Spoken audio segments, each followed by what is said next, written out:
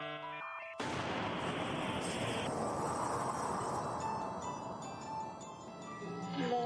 here. Welcome to another episode of Blood, Gore, and Ghouls. I am your host, Ian Van Ghoul. Each week we'll be talking about horror movie news, horror topics, trivia, questions, anything else horror related that you guys would like to hear about. Now you can find me at Twitch, twitch.tv/Ian Van Ghoul, at Ian Van Ghoul on YouTube, and at Ian.VanGhoul on TikTok. Get your very own Ghoul Squad merch at GhoulSquadShop.com. Be sure to join our Ghoul Squad Discord so you can stay up to date on all the stream, music, podcast, news, and updates, share movie recommendations, trivia, song requests, and subjects for the podcasts, and much, much more. Now, you can also find the audio portion of this podcast on all platforms where you listen to your favorite podcasts. Of course, all links will be in the show notes, as well as on my Linktree page. So we're going to jump right into some horror news from the past week. Just a couple things here. First of all, Creepshow Season 4 was announced that it will premiere Friday, October 13th. That will be on Shudder and AMC+. I don't know how many fans out there have watched Creepshow, the actual show, but I've been a fan of it. You know, there's some hit or miss episodes here and there, but overall, I enjoy it. I appreciate it for what it is. So I'm excited for Season 4 to kick off on Friday the 13th. Moving on, Slaughterhouse.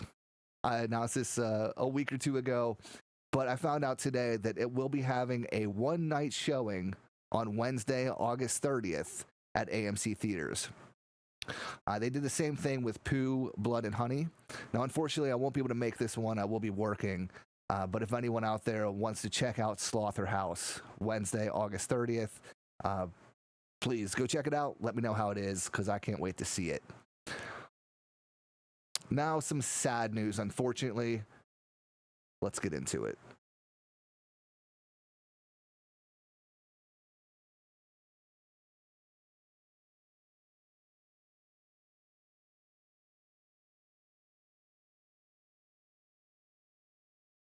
So, unfortunately, WWE superstar Wyndham Rotunda, who we all know as Bray Wyatt, aka The Fiend, passed away yesterday at the age of 36. Now, as of this recording, there's been no official cause made public, but it's a real bummer. This one hurts, for sure. Now, I watched wrestling as a child, and I got out of it a long time ago. But a few years back, Mrs. Goal and myself, we started watching it again, kind of got back into it, and the main aspect of it that kind of sucked me back into it was The Fiend. Now, Bray had been, in wrestling for a while, for quite a few years, but I started watching it again kind of right at the perfect time, where it was just after he started the Fiend character. So I loved everything about it. It's very horror related. The mask is fantastic. The mask was created by Tom Savini Studios. It looks fantastic. It's a very creepy design. I love the whole show of it. Just everything about it was very creepy, very, very horror-esque. You could tell that Bray was a huge fan of horror movies, and took different aspects from different movies and incorporated them into his character. So this one is very sad. It hurts a lot personally. I haven't watched wrestling in a while now, in a few years, but regardless, it still hurts. I was hoping to see him in some horror movies at some point, or maybe even a movie production kind of based on The Fiend. Like, I would love to see the Fiend character on the big screen. Unfortunately, now that won't happen. But yeah, so my thoughts and condolences go out to his family, his friends, and fans all over the world. He was a fantastic wrestler, super entertaining to watch. So I'm very bummed that we won't be able to see Bray Wyatt or The Fiend, doing what he did best. But moving on to one last bit of news, to end on a more positive note here. So Steel City Con in Pittsburgh will be happening. Their kind of winter WinterCon will be happening December 8th through 10th. Now, the first celebrity they announced was Kiefer Sutherland. So I was already pretty stoked on that. He's been in a ton of things, but, Lost Boys. He's David in the Lost Boys. So I would love to meet him. But they followed that up with an announcement that Matthew Lillard will be there. So that was just more great news. Of course, I love him in Scream. I love him in 13 Ghosts. I'm a huge fan of SLC Punk and his character in that. And, since I have a young child, Scooby-Doo. So there's many reasons for me to go to this particular event. But right before I started recording here, my buddy Matt sent me a text saying that they just made another announcement and David Arquette is now scheduled to be at Steel City Con, which, awesome. There's 2 from Scream. Will we get more is the question. Like, this is months away now. So I'm really hoping we're going to get a Scream reunion at Steel City Con. And if so, I need to start saving all of my dollars starting right now to afford that group photo. But it will happen. But I will keep you all updated with any further announcements each week. But yeah, we've got 2. So will we get Skeet? Will we get Nev Campbell? Courtney Cox? I don't know. Let's see. We'll wait and see. But yeah, so right now, 3 big horror icons are the only 3 announced so far for Steel City. So that makes me very optimistic for this one. But yeah, speaking of Scream, last week I said about doing the commentary for the Scream movie. So I did try it out, and I got a little over halfway into it, and it just didn't feel right. It was a lot of dead air. I had a whole list of things to talk about during the movie, but it was just a lot of dead air. It wasn't something that I thought listeners would enjoy unless you were actually watching the movie, but even that would still be kind of I don't know, odd. So I think with a guest or 2, it would be a lot more fun. So we will save the commentary type stuff for later episodes when I have this set up ready to go for guests. So the commentaries will happen in the future, but it's just not something that I really want to do by myself, because I want, if I'm putting content out there for everyone to watch and listen, I want it to be, interesting and fun and something we can all enjoy. And I just wasn't feeling that one. So we'll, like I said, we'll save that for another time. But yeah, as far as that's all the news. So as far as my reviews for this week, just go to TikTok, check them out. Most of them are Texas Chainsaw related. So I'm not going to go over them all.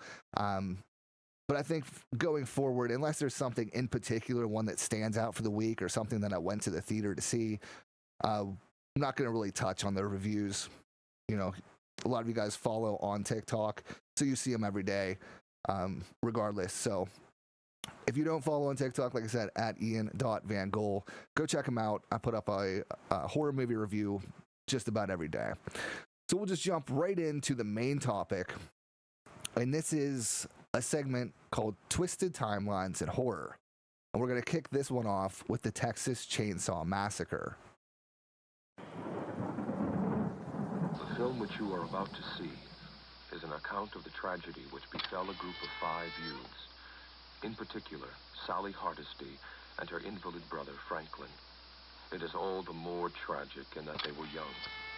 But had they lived very, very long lives, they could not have expected, nor would they have wished to see as much of the mad and macabre as they were to see that day. For them, an idyllic summer afternoon drive became a nightmare. The events of that day were to lead to the discovery of one of the most bizarre crimes in the annals of American history. the Texas Chainsaw Massacre. So yes, we are talking about the Texas Chainsaw Massacre, the entire franchise. We will be going into some details for each one, so there will be spoilers for all, or at least most, of the movies. So if you're not familiar with the Texas Chainsaw Massacre, or it's something you've been wanting to watch and haven't gotten around to it, maybe skip this episode for right now. Go watch the ones you want, then come back. But yeah, there will be spoilers for these movies. And as far as the backstory, I'll give you a quick little rundown. But again, we're not going to get too deep into that because it is something I want to talk about on future episodes as well, is movies based on true stories. So I'm not going to give you the whole story here now. But yes, Texas Chainsaw Massacre was released October 11th, 1974. It was advertised as a true story, based on a true story. It's not quite. Based loosely on the crimes of Ed Gein, who was a grave robber. He only ever killed 2 people with a shotgun, 2 older ladies that he killed with a shotgun. But he was a grave robber, so he dug up corpses. He did wear skin. He did have a house of horrors where he made lampshades out of human skin and ate cereal out of human skulls. So that aspect of it is true, but he didn't have a chainsaw. It wasn't a big family. It wasn't anything like that. So when people say that the Texas Chainsaw Massacre is a true story, no, not really at all. Just certain little aspects. But Ed Gein also, his life was, what's the word? I don't know. Well, Psycho and Texas Chainsaw Massacre and Silence of the Lambs were all based on the life of Ed Gein. Put it that way. Inspired, I think, was the word I was looking for. So it wasn't just Texas Chainsaw. But regardless, like I said, we'll save all that information for a whole other episode, and we'll deep dive into movies based on true stories and what the actual story was. But yeah, as far as the first movie, like I said, October 11th, 1974, it was directed by Tobe Hooper. It was written by Tobe Hooper and Kim Henkel. So the very basic plot: in August of 1973, 5 youths stumbled upon a cannibalistic family. So yeah, this is the classic. The characters, we have the killers, we have Leatherface, who's played by Gunnar Hansen. We have the cook, or as he is credited as the old man, is Jim Sidow. The hitchhiker, Edwin Neal. Grandpa, played by John Dugan. And then we have the victims. We have Sally, played by Marilyn Burns. Franklin, who is her wheelchair-bound brother. Then Jerry, Pam, and Kirk. So they go to Texas. They stumble across this family, and one by one, they become victims of this family. At the end, Sally is the only survivor. She runs away, gets away. The hitchhiker is killed. He's run over by a semi-truck. And Leatherface falls with the chainsaw. He cuts his leg. But, he's still alive. Really, the only one of the family that is killed is the hitchhiker. So it was a budget of $140,000. It's a classic for a reason, because it's become this giant, franchise, this giant movie on a very, very low budget. The things that they had to go through and in order to get this movie made are really frightening in themselves. But yeah, I'm not the biggest fan of this particular movie, but I respect the hell out of it. And I really, for some reason, I love Leatherface. Just the character, the look of him, the mask, everything. So I'm a huge fan of Leatherface. The movie itself, it's it's fine, but I'm not the biggest fan of it. So that's the first one in a nutshell. Then we have Texas Chainsaw Massacre 2. This was released August 22nd, 1986. Also directed by Tobe Hooper, and it was written by L.M. Kit Carson. Now, Tobe Hooper is said previously that the first movie has some comedy in it. It's not supposed to be taken completely serious. However, it's hard not to. It was just the style, like I said, the things they went through to get this movie filmed and made. So it, the comedy aspects of it don't really shine through too much. So when he did a sequel, it was more comedic. It's more campy. It's very of its time. It's very it has that 80s horror feel to it. So it is a direct sequel. It takes place 14 years later, and in those 14 years, like I said, Sally got away. So the police and everyone looked all over, couldn't find the farmhouse, couldn't find the family. They were never found.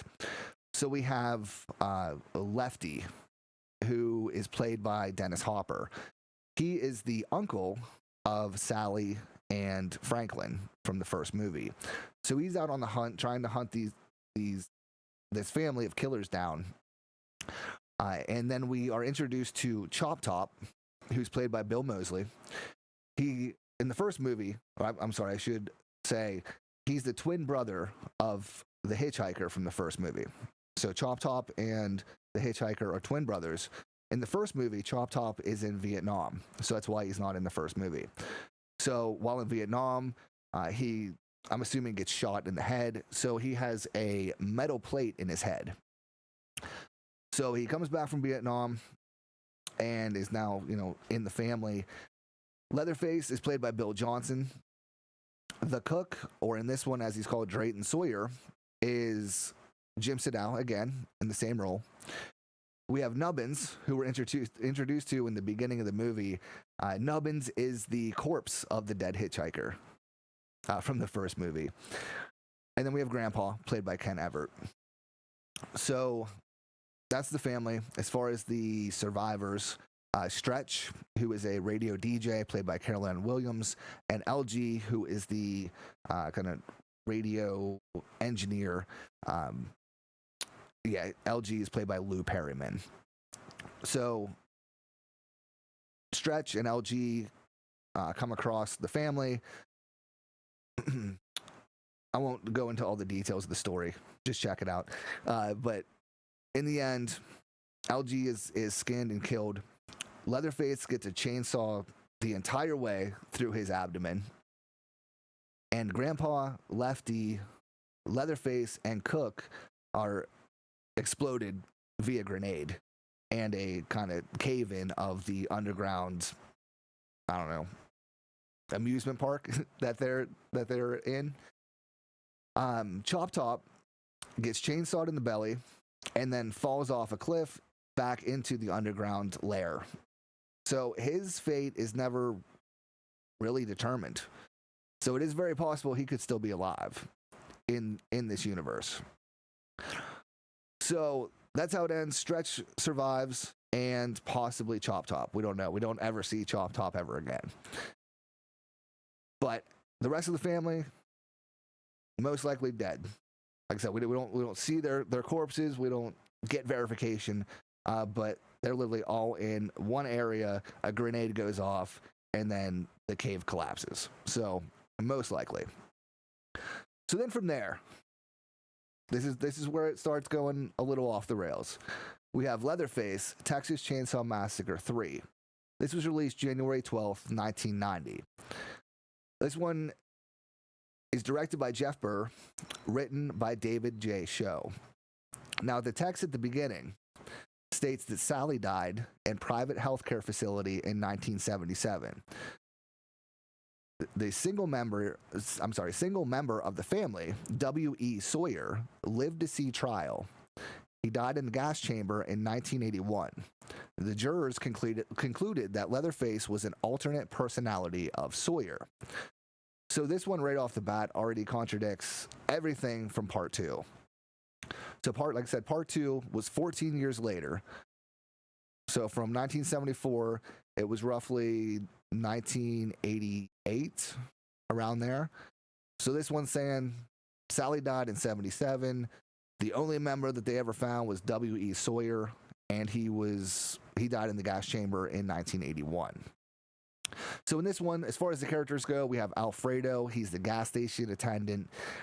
Tex, who is played by a young Viggo Mortensen. Tinker, who I don't really have much to say about Tinker. He has a hook for hand.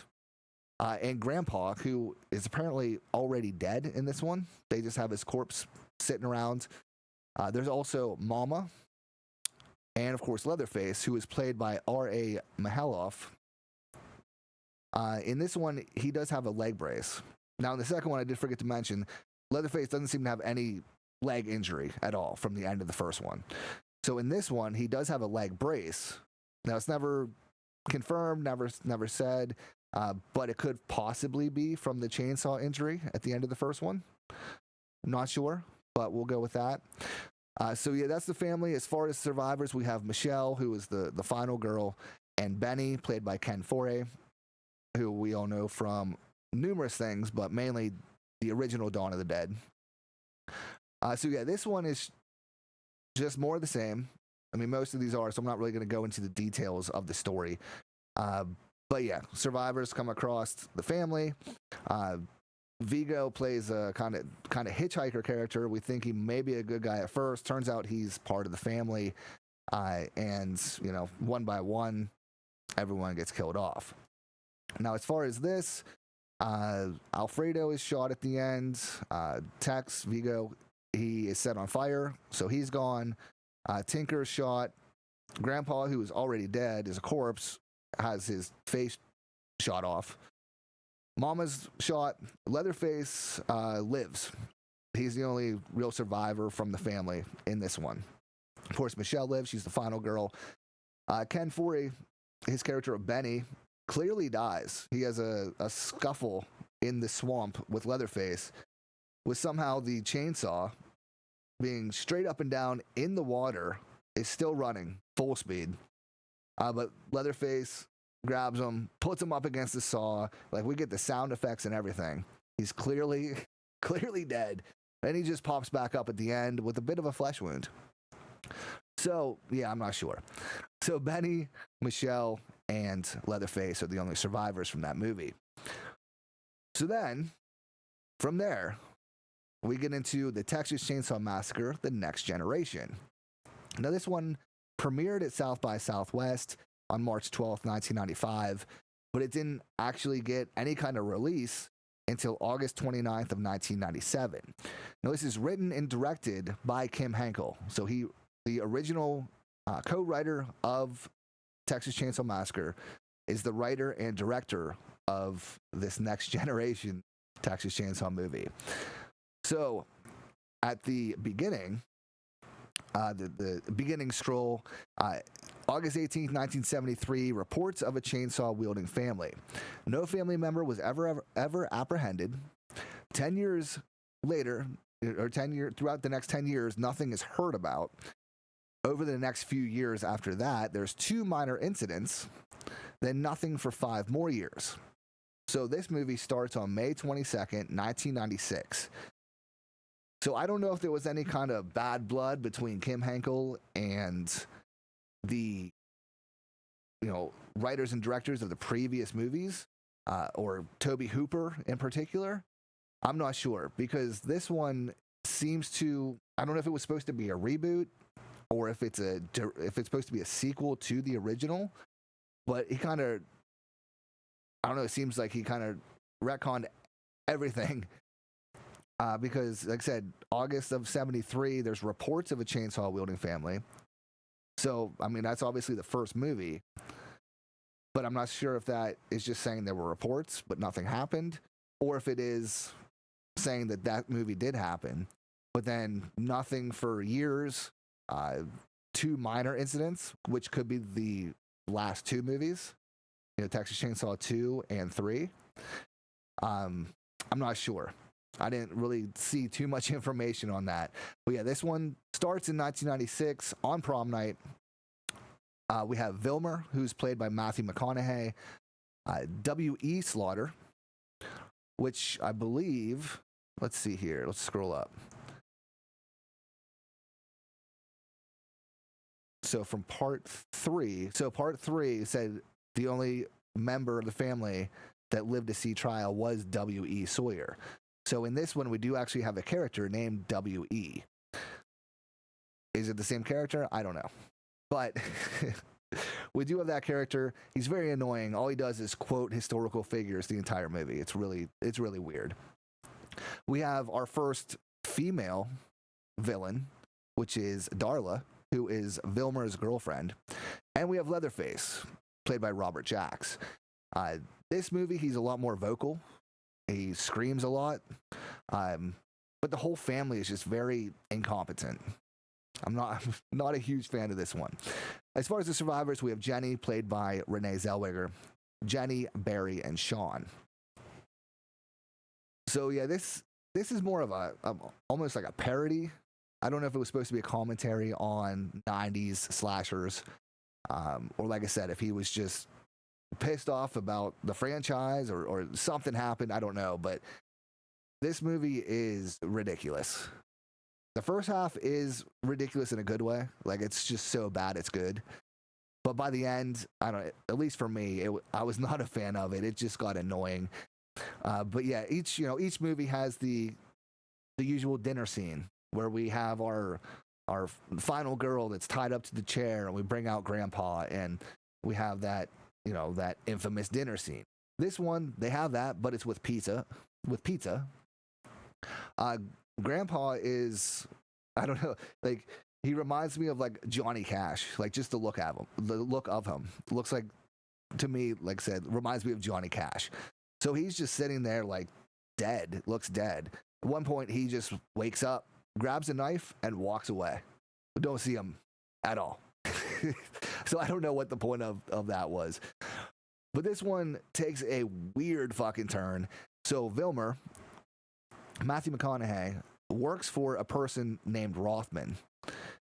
And it's kind of a Illuminati-esque type deal where Rothman is using Vilmer to scare people. He wants people to feel true terror. And at one point, we see Rothman has like these weird scars, kind of like hieroglyphic type looking things on his stomach, and these weird ass piercings. Like, it looks like something from like Hellraiser. It's very odd. But at the end, Vilmer is killed in the most ridiculous way. So they're chasing Renee Zellweger. As usual, there's always the dinner scene and there's always the final chase. So they're chasing her, and they're going through like an open field, and there's a plane flying overhead, just like a single person little personal plane. And it's Vilmer and Leatherface chasing Jenny, and the plane just comes down and like literally hits Vilmer with the propeller, and he's dead. Now, how that pilot knew that that person needed to die, I don't know. It's very, very odd. But yeah, Jenny gets away at the end. Then she's picked up by Rothman, who takes her to a hospital. Like, no questions asked. She knows all about this stuff. He picks her up in the limo. They drop her off at the hospital. At the end, we do have cameos by John Dugan, who was the original grandpa in Texas Chainsaw Massacre. He plays the cop at the hospital. We have a really odd scene of a patient on a gurney and someone pushing them through the hallway, and Jenny and this patient make eye contact. Well, that patient is credited as, I think, unknown. Like, she's not credited in the credits for this movie, but it's Marilyn Burns. So it's Sally from the original Texas Chainsaw. Now, whether that's supposed to be Sally, I don't know. But it is Marilyn Burns playing that character. And the person pushing the gurney is Paul A. Partain, who is Franklin in Texas Chainsaw Massacre. So yeah, they have these like 3 cameos at the end. And yeah, it just, the whole movie doesn't make any sense. Like I said, with the whole Illuminati thing, it's just very weird. If you haven't seen it, I would say watch it. Just to watch it. Just to say that you've seen it, because it is fucking wild. But yeah, so that's the first four in the franchise is that. So from 1974 to 1997, we get four Texas Chainsaw movies. Like I said, the part 2 is direct sequel to part 1. Part 3, not sure. Maybe a direct sequel to 1, not sure. Part 4, maybe a direct sequel, maybe a reboot. I know on some of the advertising it was advertised as a remake. I don't know how to take it. So that's what we had up to 1997. Then in 2013, now we do have the remakes. We'll get into those at the end. But as far as the actual franchise goes, 2013, Lionsgate, I don't know when they acquired the rights to Texas Chainsaw, but Lionsgate acquired the rights to Texas Chainsaw. They had the opportunity to make 6 movies in that franchise.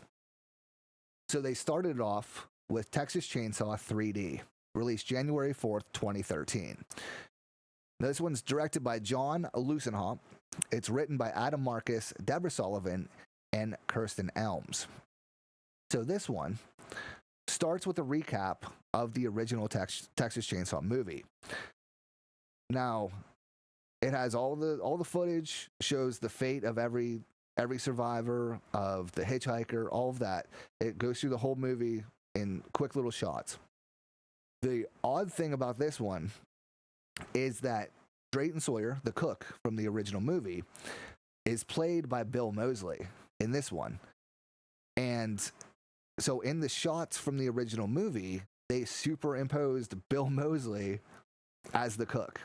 I guess to have, so that you weren't confused seeing Bill Moseley then after that recap. But it's very weird. Very weird.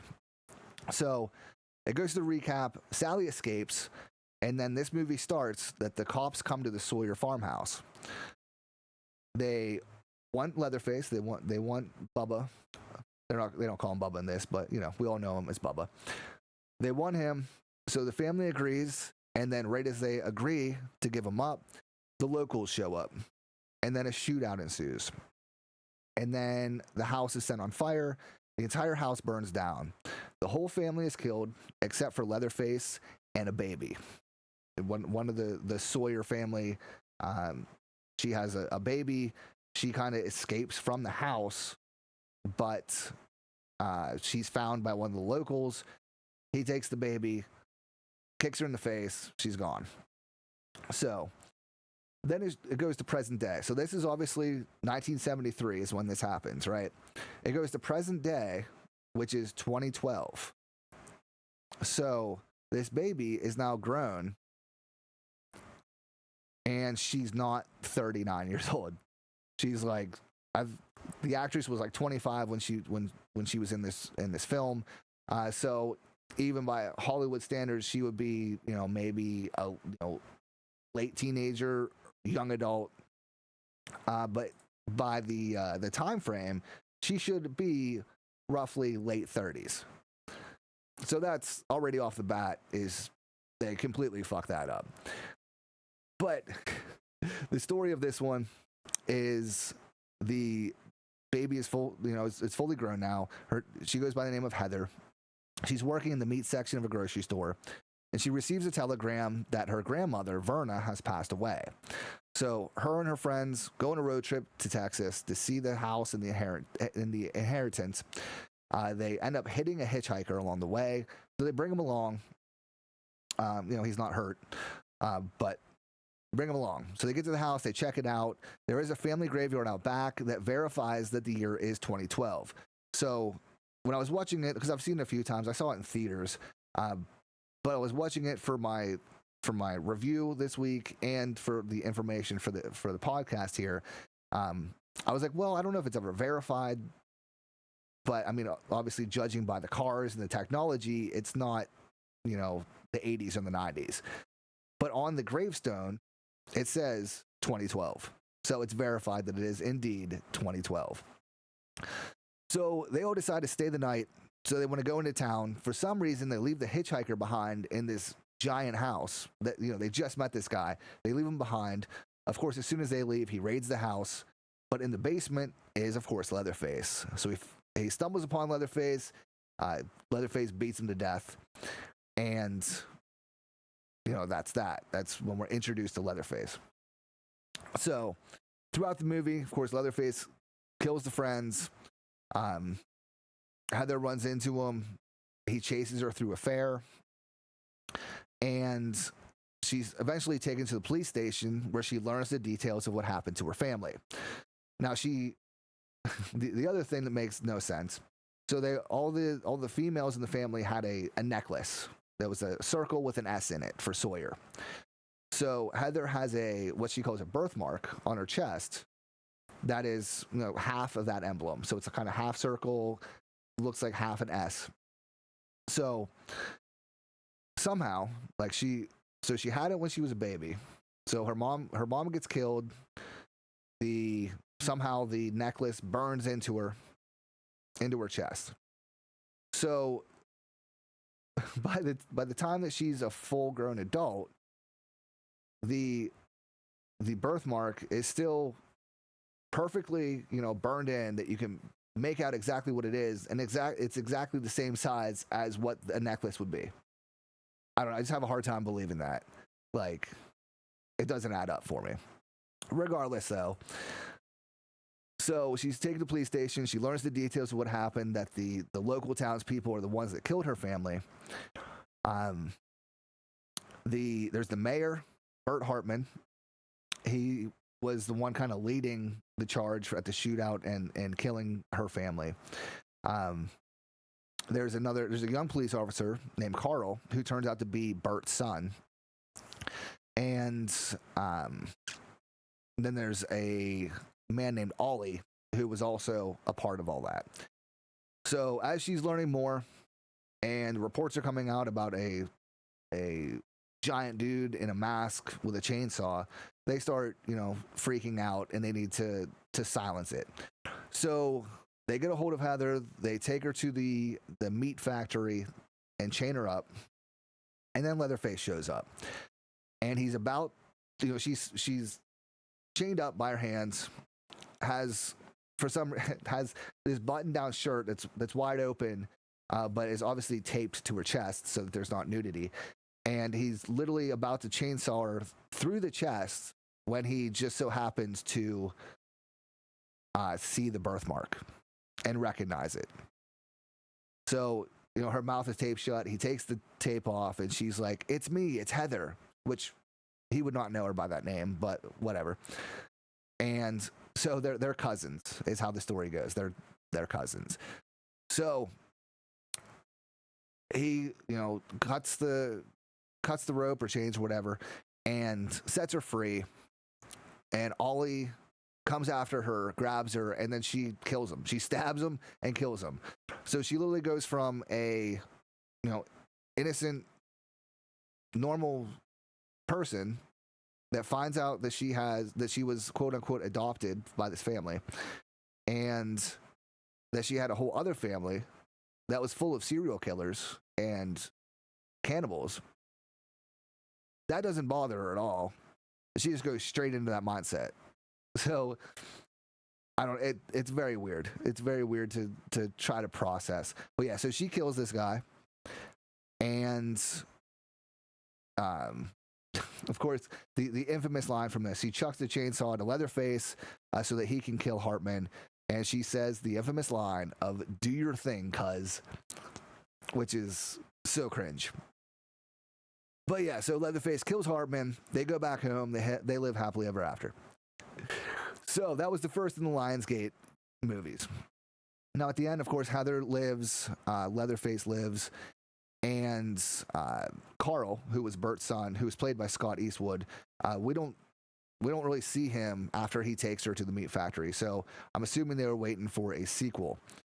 But like I said, they had the rights. They could have done 6 movies, but they waited way too long. They didn't greenlight this movie in enough time or release it in enough time. So it expired. So they made this movie, and then they made a prequel in the same universe. But by the time the prequel was released, they had already lost the rights. So thank God for that, because none of this shit makes sense.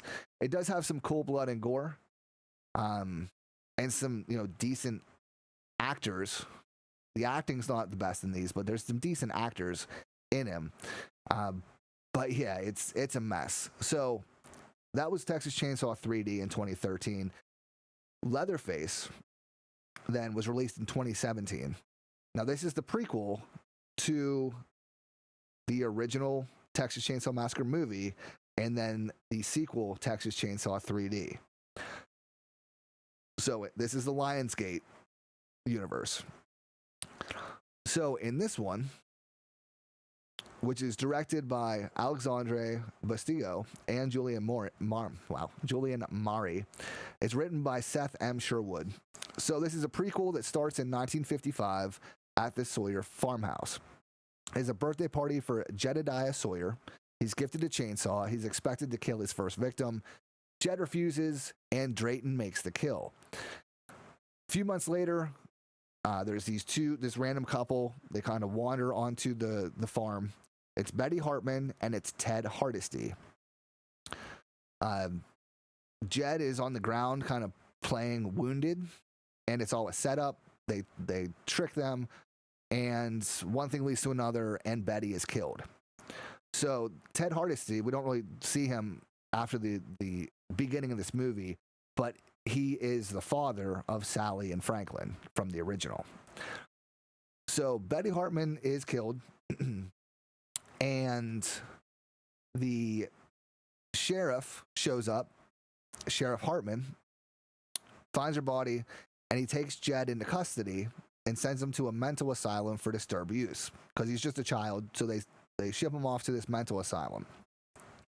So 10 years later, a few of the kids escape the mental institute. I think there's like 4 in total. They kidnap a nurse. Her name's Lizzie, and they go on a rampage. So there's a psychotic couple. There's one kid who kind of seems normal, and he kind of befriends this Lizzie. And then there's another kid who looks like what you would expect Leatherface to look like as a child. Not, facially deformed or anything, but just he's big, and he doesn't really speak. So the whole movie sets it up that this is going to be Leatherface, right? So they do their thing. They go on a rampage. All the characters are killed off, except for Jackson, who is the kid that befriends Lizzie, and Lizzie. So this other kid that was set up to be Leatherface gets shot in the head. So obviously he's not the one. We find out that Jackson is who is going to be Leatherface. So he gets into a altercation with the police, with the sheriff. He's shot in the face. He ends up killing the sheriff. So he gets shot in the face. He goes back to the house. His mother stitches his face up and puts on this kind of harness that keeps everything intact, and gives him the chainsaw, and he ends up killing the sheriff, and then he ends up killing Lizzie. And at the end, he's making his first mask, and it's out of Lizzie's face. So the characters in this are Sheriff Hal Hartman, who's played by Stephen Dorff. Now, Bert Hartman from Texas Chainsaw 3D, the one that was the mayor that kind of led the charge against the Sawyer family, Hal Hartman is his dad.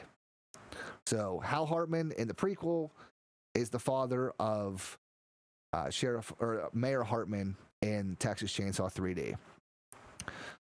And then we have, like I said, Lizzie, who's played by Vanessa Grazi. Like I said, she's killed in the end as well. Then we have Verna Carson, played by Lily Taylor. She's, of course, the mom. And in Texas Chainsaw 3D, she is the grandmother. She's the one that dies in the beginning and leaves the house to Heather. And in Chainsaw 3D, she is actually played by Marilyn Burns, who played Sally in the original Texas Chainsaw.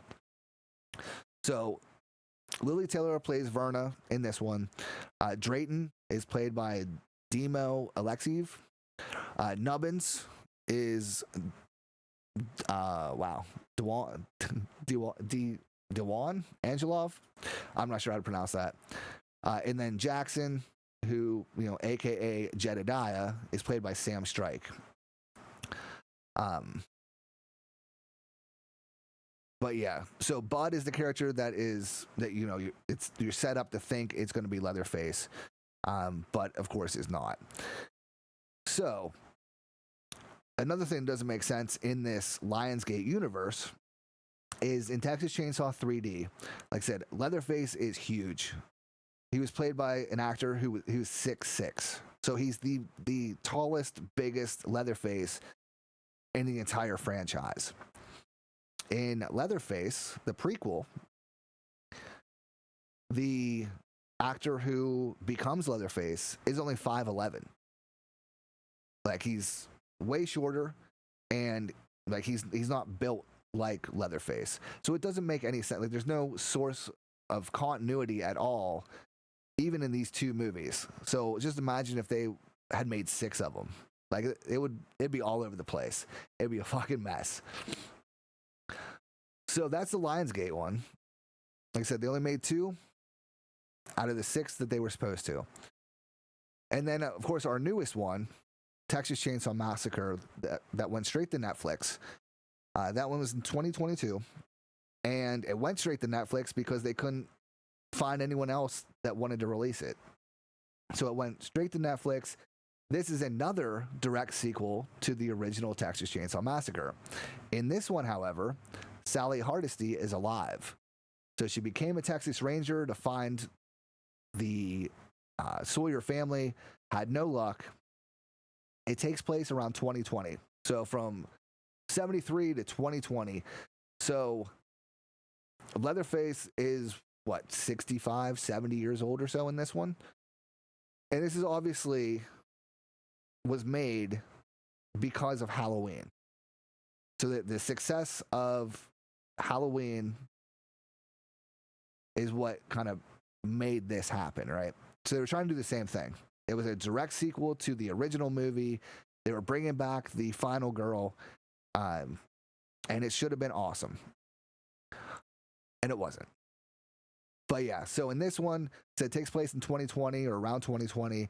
Some kids come into Harlow, Texas. They want to start this new business, kind of get the place bumping. Leatherface has apparently been in an orphanage since the original movie. And he's taken care of by Ginny. Not sure if she's part of the family or what, but this character named Ginny, she ends up dying, and Leatherface has, super strength in this one. He's damn near 70 years old, but he has super strength. Once she dies, he starts his onslaught. I do like the fact, though, that he literally takes her face and wears it. Like, that's his mask, is this, mother figure. So I thought that was kind of cool. But yeah, so throughout the whole course of Texas Chainsaw Massacre, it's alluded that he's, Leatherface is either physically disabled, definitely mentally disabled. But that's been his kind of thing for this whole time. So the first 2, we don't see under his mask, but he's definitely, mentally disabled. The third one, the same, I would say. Fourth one, I don't know what's going on with that one, but he's all over the place. And then, of course, the Lionsgate ones, where the prequel, Leatherface, he's just a normal guy, but then gets shot and gets injured, and I guess that, makes his mind go, I don't know, a little crazy. So in this one, we do see a shot of Leatherface with no mask on, and he looks like a normal dude. Just a, long hair, big beard, looks like a normal dude. But yeah, so he goes on an onslaught. Really, the only good thing about this movie is just the obnoxious amount of blood and gore. It's very, very brutal. And in the end, Leatherface survives. So who knows what we'll get from there. That's literally, though, that's every movie in the main quote-unquote franchise. And then, of course, we have the remake or the reboot or the 2003 version, as I like to call it. So in 2003, Platinum Dunes made the Texas Chainsaw Massacre. It's directed by Marcus Nispel, written by Scott Kozar, and they kind of just started over. They took the main story and they did, everything different for the most part. But yeah, a group of kids are going through Texas. They come across a hitchhiker. She ends herself in the van, which then leads them to trying to find help and leads them to the house where they encounter the family. And from there, they get picked off one by one. This one is my favorite in the whole thing. I actually saw this before the original, so that probably helps. I also saw this in theaters at a midnight showing. And it's dark, it's brutal, it's gory. And it was just a whole experience, and I really, really enjoyed it. Now watching it, now I just, watched it, I think last year for a review, and it wasn't quite as good as I remembered it being, but in the whole, list of these movies, I think it's still the best overall.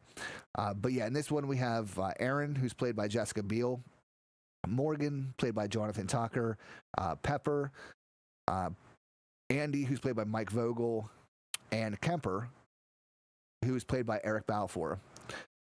So like I said, they all kind of get chainsawed up throughout, except for Erin. But we have outside of Chop Top, we have the most entertaining family. I'll put it that way. Sheriff Hoyt is played by Arlie Ermy, who's fantastic. Arlie Ermy is the drill sergeant in Full Metal Jacket.